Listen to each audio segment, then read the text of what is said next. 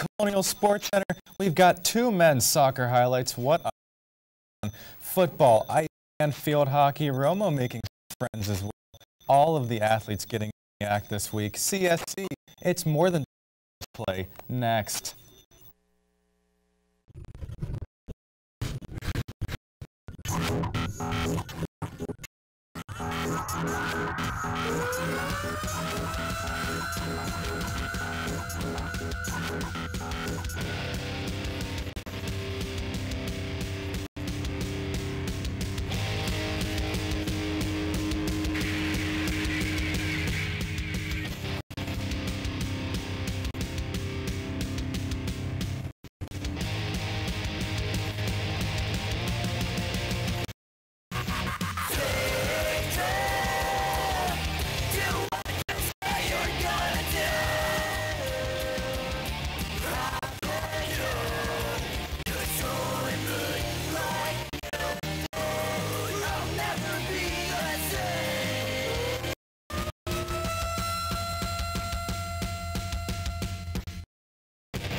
Guten Abend und willkommen to a special edition of Colonial Sports Center, special pre-homecoming edition. I'm Chris Baginski alongside Brooks Bratton. And Brooks, we do have the big game coming up this weekend against Albany, so it should be a big weekend in Colonial Sports. Big football game coming up this weekend, also a big one last weekend, and a lot more to look at on the show tonight in the way of highlights and content.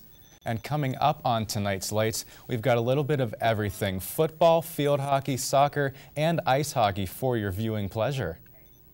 This upcoming weekend marks the 5th annual Pittsburgh Hockey Showcase, so we saw it as a good time to talk to some folks who will be involved. We were able to speak with Derek Scully earlier on. We'll also bring you a live interview with Chris Kushnerek. But first, the Colonial update.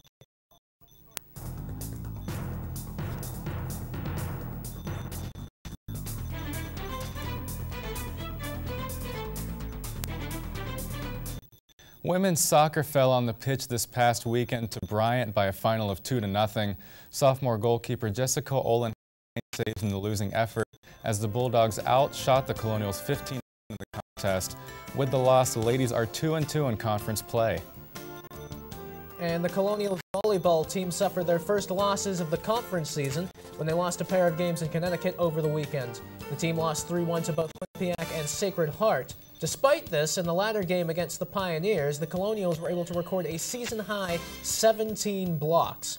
And speaking of blocks, it was the story of yesterday's match against the Red Flash of St. Francis, as the Colonials won by a score of 3-1, while outblocking their opponents 15-1.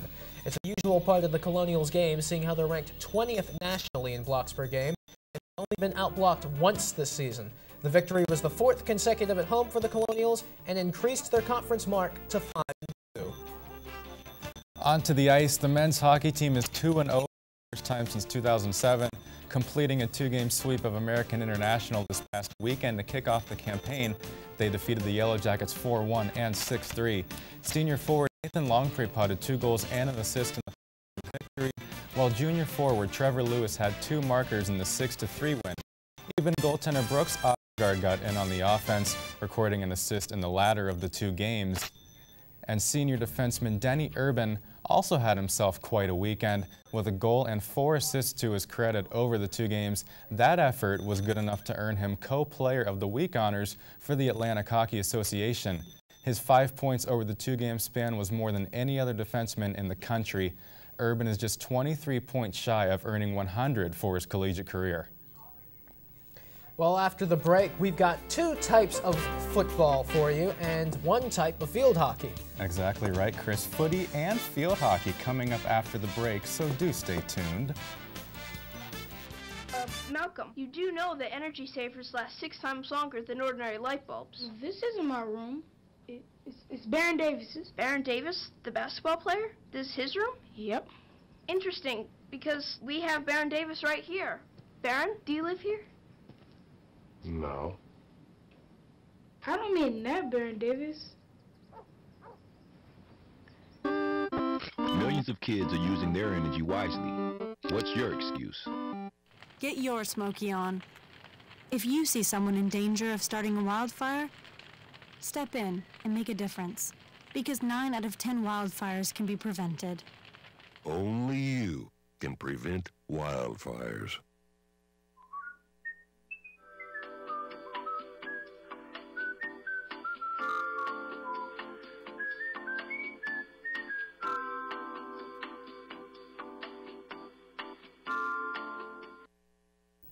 The football team came into Saturday's game against Monmouth riding a 4-game winning streak in the comfort of knowing they're in the first game of a 4-game homestand.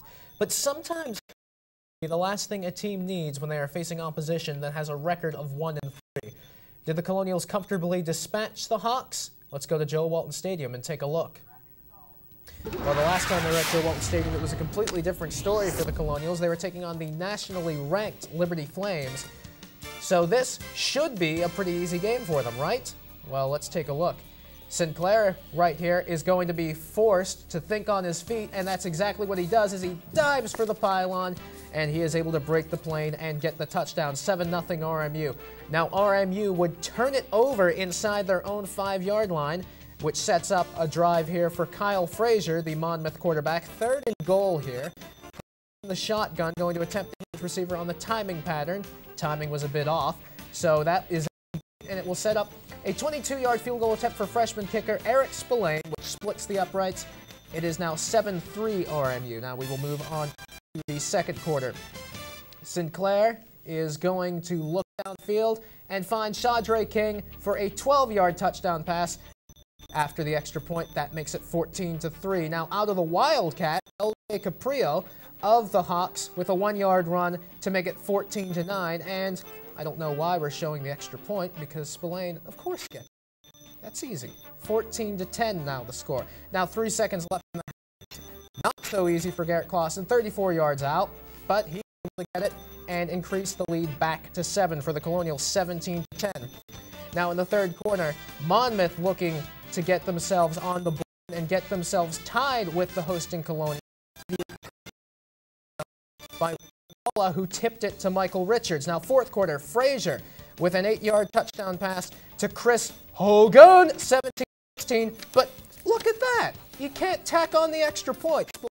Takes it off the left upright, and that means it remains 17-16. So Monmouth goes for the onside kick, and they are able to recover it, and then they're able to down the field. This is a 28-yard field goal attempt at Williams, able to block it over the middle, and the 17-16. Let's get some reaction for this heart attack of a game. We got to stop doing this, man. We've been doing this constantly, you know, tight games in the fourth quarter. We got to come out, you know, first half. So it was a good win. I was happy with the offense, but I feel like we could have done a lot more to execute. You know, a lot more things we could have did. A lot of people, you know, myself, you know, the line, we could have blocked a little better on some plays, but, you know, a win's a win. Man, well, you know, you just got to give thanks to the guys up front first, you know, D-line, Coach Bannon, Zach. We worked on a blocking strategy all week, and, you know, we really wanted to get in there and cause some problems on that. So, you know, then you got to give God thanks first and foremost. So, you know, that's all I was thinking, go in there and sell out for that last play. Well, I mean, like I said, you know, we just prepare all week. You know, it's really a team effort. You know, it starts with the guys up front, and, you know, we can't move anywhere without them. So that's pretty much how we do it. Oh, yeah, definitely. They stepped it up a lot, and you saw that last play, blocking that field goal. That was awesome. They did a great job. I mean, left it all on defense. It was all a defensive win today. We need to come out. We need to, you know, we need to get in our rhythm. We weren't in a rhythm in the second half, and, you know, that's what we need to do. So we got to come out next week. We got to get focused, you know, during the week, and we got to come out and we got to start playing. Nice shades, Brooks. Another game, another Miles Russ century mark as Russ gained a total of 104 all-purpose yards. Now, although Jamie Cobb was the leading receiver with 3 receptions for 72 yards, it was Shadre King who had the sole touchdown grab. Coming into this weekend's match against Rider, the field hockey team was looking to avenge their loss against Ohio State and grab an even record in conference play. So, would they be able to lasso the Broncos? To the Joe we go to take a look at the highlight. Colonials and Broncos from Joe Walton Stadium pick it up in the first. We're scoreless, but not for long. Marianne Schneider crosses to the middle, and it eventually comes to Megan Pisani, who bangs it home past Stephanie Seeley. No relation to Fernando Pisani, by the way. Ryder takes a 1-0 lead less than a minute into the game. And then it's Virginia Igasquiza, I hope I pronounced that right, with some nice moves in tight right here, and she will be able to put that one home as well. It's 2-0 Broncos at this point. So to the second we shall go. More Ryder now. The ball will come into the box, bounces around for a bit, and Sandra Peñas eventually puts it in. 3-0 Broncos. And then Ryder starting from in close. A nice kick save coming up by Stephanie Seeley right there. One of her 22 on the day, but Gabby Burgo eventually gets this one to go as well. Not a good day for the Colonials as they would fall 6-0 the final.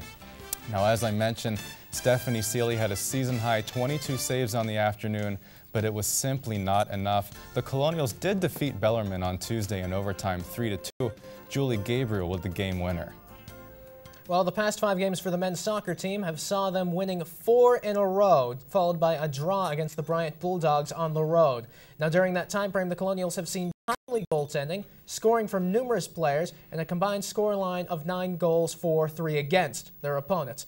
They played a pair of games at the North Athletic Complex this weekend, starting with a match against Central Connecticut State, and we've got the highlights for you right here.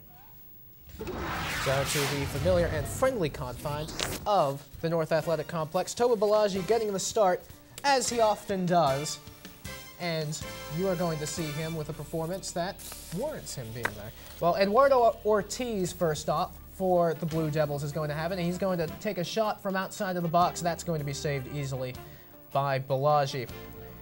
Now keep an eye on Daniel Calabretta with just a great individual effort. First of all, he's able to get the ball here. He almost ran into his own teammate, and then he's unfortunately going to lose it in the box, but still a good chance by him. Now Schaefer taking the corner kick, and it's going to be driven into the box. Kyle McCauley will settle it for Prince Samuel's Computer Blue.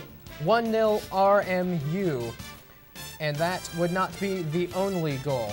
In fact, we'll start this one off with Neil Schaefer, yet again, the captain. And then he's going to go once again to Prince Samuels. And Samuels is going to find Luca Campos. Talk about a first touch. And that makes it 2-0 RMU. Now they can play in the attacking third, but the Colonials also have some great midfield play, especially from Samuels, who is going to draw the foul there. And Jesse Menzies is going to get a stern talking to from the referee for this whole thing. Think about what you've done, young man.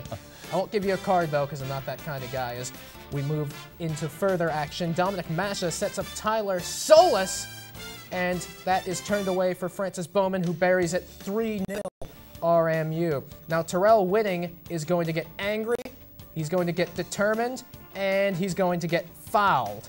And that is going to set up this direct free kick from Robert Kavner. It's a save. It's a clean sheet for Toba Balaji. 4-0 RMU. How about some more? I personally can't get enough footy. So to a dreary Sunday at the North Athletic Complex. And it is Quinnipiac who are the opponents this time. The first RMU attempt, not a good one. That was the attempt. George Ellis, the goalkeeper, grabbing the ball. Now this time, it's much better of an effort from the Colonials as Ellis able to turn that one over the bar. That one definitely worth a second look. Some acrobatics there by Ellis. Now Samuels has it with a pass to Tyler Solis, who just slides it in, making it 1-0 RMU. And we will move ahead now as we see the celebration of the players onto the second half. Pierre Sobrier is going to take this free kick, and it is going to be saved, but Dwayne Marr is there to put home the rebound. And yes, those were Bill Deniston's notes you saw in the corner of the screen flying up. Now David Torrance with the cross off of Prince Samuels, and Calabretta gives the Colonials what would be the decisive goal, 2-1 the score. Now, over the weekend, the Colonials outscored their opponents 6-1, with Toba Balaji having 5 saves in each game. Although the Colonials had 6 different goal scorers, Prince Samuels was involved in 5 of them, with 1 goal and 4 assists. Well, Chris, coming up in the next block, I hope you like hockey because we've got a lot of it. Yeah, I do enjoy hockey quite a bit. So how about this next block should be devoted entirely to it? That sounds good to me. Stay tuned. We're hitting the ice next. This week in Colonial sports, the water polo, words. Next. She just looks amazing. I can't believe how did she lose all that weight? I am? Oh, excuse me. Today on Colonial Sports Center, we'll have an interview with Next. Next.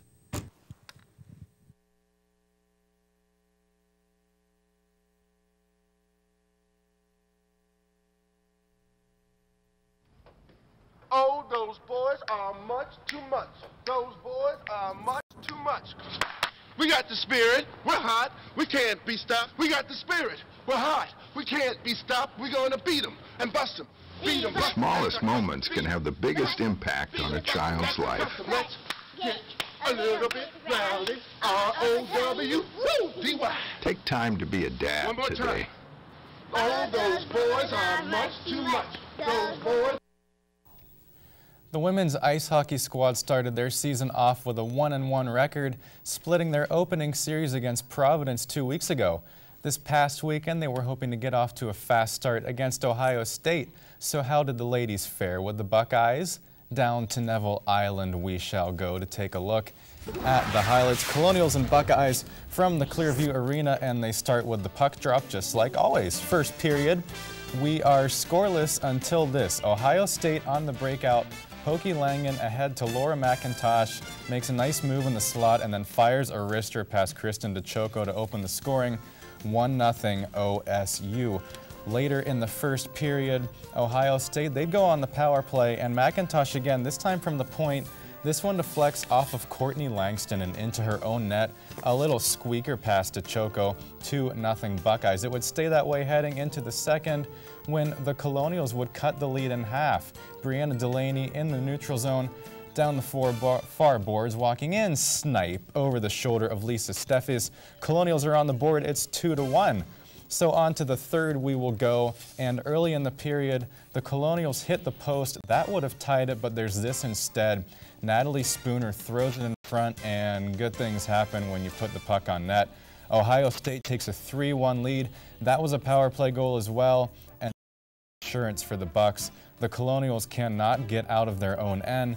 Melissa Festi intercepts over to Spooner, who wires home her second. Pass to Choco, who didn't have her stick on the play. That didn't help matters. 4-1 OSU, and that would be your final as well. Here is Coach Handerhan with some post-game reaction. We had some good movement, but looking at our stats, we only had 3 shots on the power play. Our goal is to get at least 8 every night on the PP.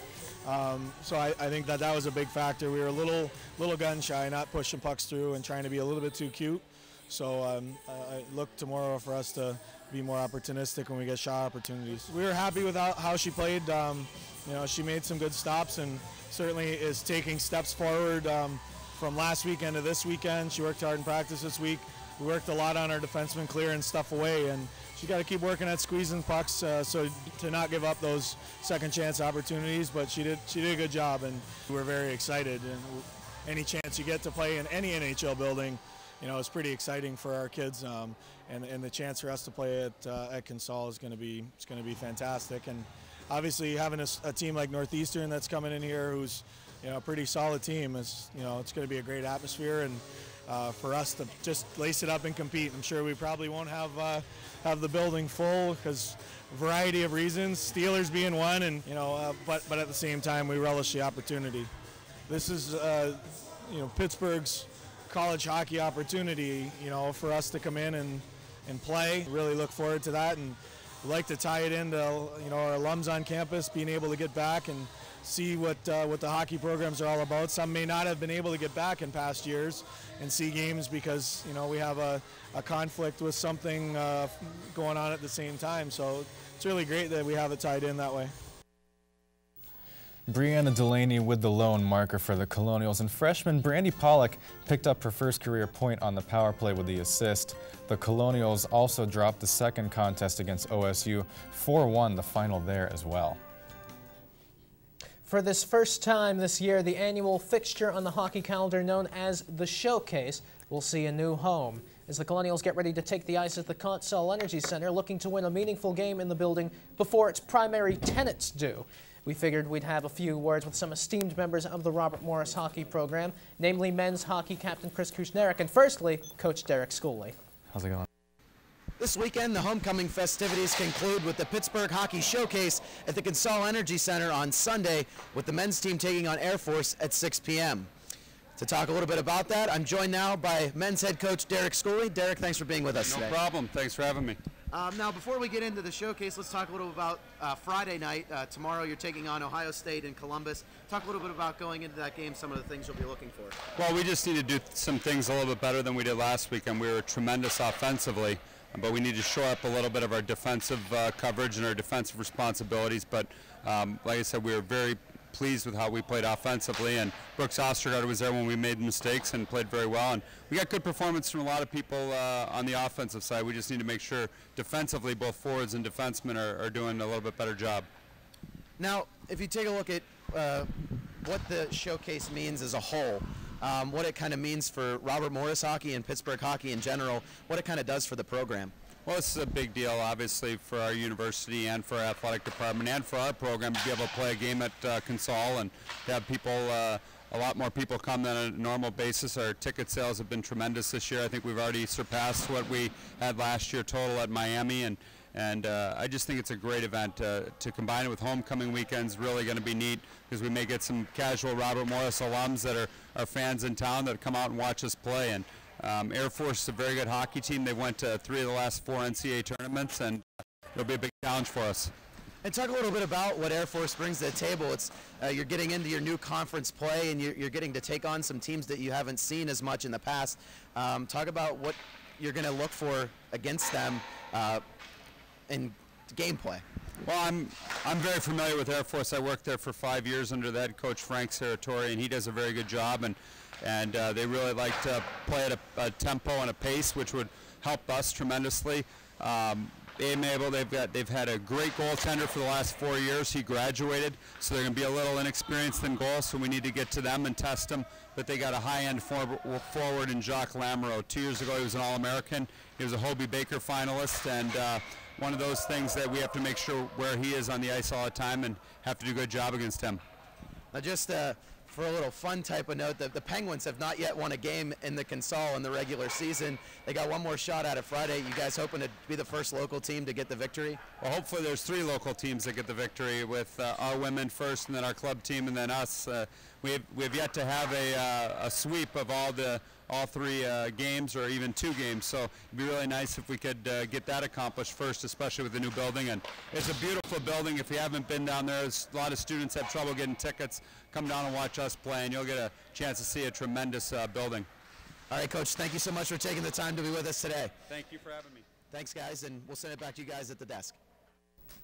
Thanks to my fellow redhead, Ed Albert, for that. We're staying with hockey now, and the captain of the men's team, Chris Kushnerick, joining us live now in studio. Chris, thanks so much for being here. No problem. I want to ask you first off, starting off the season 2-0 against American International. Why the hot start?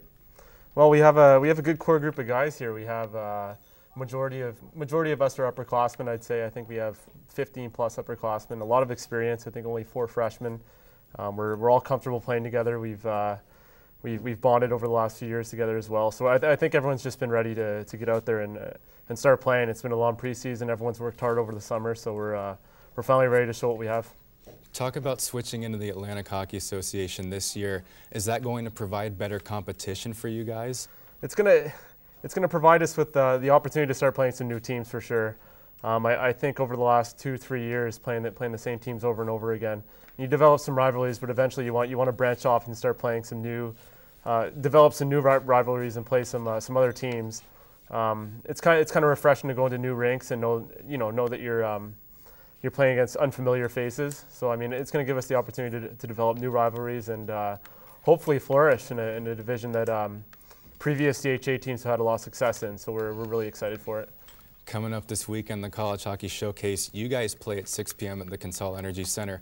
What's it like to be able to play in an arena like that? It's amazing to be able to have the opportunity to play in these NHL-style rinks. I mean, it's just, personally, from a personal standpoint, I haven't done any research into looking at the rink. I want to just go in there fresh and kind of experience everything firsthand for the first time. I know for us Canadians, it's nice to know that they have a Tim Hortons there, so that's certainly a plus. But it's going to be an experience none of us will forget. I'm sure we'll be able to tell our kids when we're older, yeah, we played in that rink, and hopefully we came out with a few wins too, right? So, I mean, we're really looking forward to it. I'm with you. I'm glad they have the Timbits there. Yeah. Ohio State tomorrow, Air Force on Sunday. What do you guys need to do to go to 4-0? I think our offensive talent will take care of itself, but we have to be responsible defensively. We have an older group here, so we should be familiar with the systems and what coach wants us to do. I really do believe that after the experience that we've had over last year, especially at the showcase with playing Miami, our team knows that we can pretty much go into any building and beat any competition that comes in front of us. So that's pretty much the mindset that we have, is that we're the team to beat, and it doesn't matter, the history of these other programs. We have the team to beat this year, and I think that's the mentality we're bringing into every game this year. All right, Chris, thanks so much for being here. No problem. Good luck the rest of the season. Thank you. And we'll be back with Showstoppers after the break. Welcome. I understand you need a little help with your mortgage. Want to avoid foreclosure. Smart move. Candy? Well, you're in luck. We're experts in this sort of thing. Mortgage, rigmarole, whatnot. Really? Absolutely. And we guarantee results, for a small fee, of course. Such are the benefits of having a professional on your side. Why don't we get a contract? Who wants a contract? Here you go, Pete. Thanks, Betty. Write a toner. Sign it. Come on, sign it. Families around the country every single day, saving homes. We will talk it over with you. If you're facing foreclosure, make sure you're talking to the right people. Speak with HUD-approved housing counselors free of charge at 888-995-HOPE.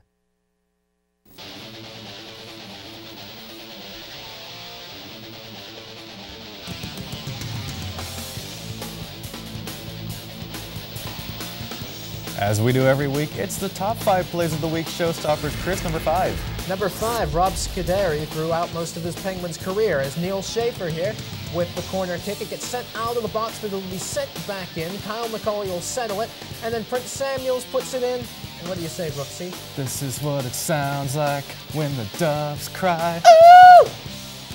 Oh, I love Prince. Number 4. Kevin Hatcher, soccer against Quinnipiac in the 61st minute. David Torrance settled by Prince Samuels, and Daniel Calabretta with the gorgeous finish. That would be the game winner. Colonials defeat the Bobcats 2-1 the final. Chris with more from CCSU. I'll have you know that I had Kevin Hatcher's haircut in kindergarten, was a big fan. But Prince Samuels to Miro Cabrillo, and just take a look at that first touch. That is a goal-scoring touch right there. And now this is number 2. Number 2 to the gridiron. Monmouth quarterback Kyle Frazier, not to be confused with Carey, scrambling in the pocket, going to the end zone. It's tipped by Marvin McCullough and then picked by Michael Richards. That's leadership, folks. Worth another look. Richards, Johnny on the spot to come up with the pick in the end zone. And Chris has more from football. Mike Richards could play in the secondary in any era. Number 1, Peter Skudra. And this was a defining moment in the game.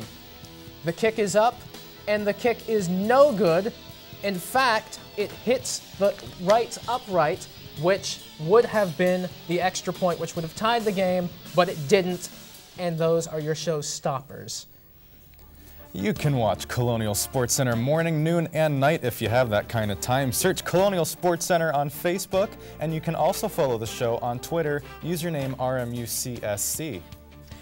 The man in my seat right now, he produces RMU Live every Wednesday at 1 p.m. The man to my left on alternating Fridays interviews RMU's best and brightest on-campus stories at 10 a.m. And check out Campus Connection, a new show this fall on RMU-TV, airing Mondays at 10:10 in the a.m. And if you love hockey, or Brooks Bratton, or both, there's Ice Talk every Tuesday and Thursday at 4:30 p.m. And if you love Colonial sports, then check out Colonial Sports Radio every Wednesday at 4 p.m. Well, as usual, Brooksy, we have to thank the usual suspects, Joe Hale, Ray Zapparoni, for giving us all the help that they do around here at the Academic Media Center. And, of course, we have to thank Marty Galosi and everybody else in the athletic department, all of the different athletes and coaches throughout campus, because without them, Brooksy, this show would not be possible. So, for Brooks Bratton, I'm Chris Baginski. Have a happy homecoming. Good night. Program has been a production of RMU-TV and the Academic Media Center at Robert Morris University.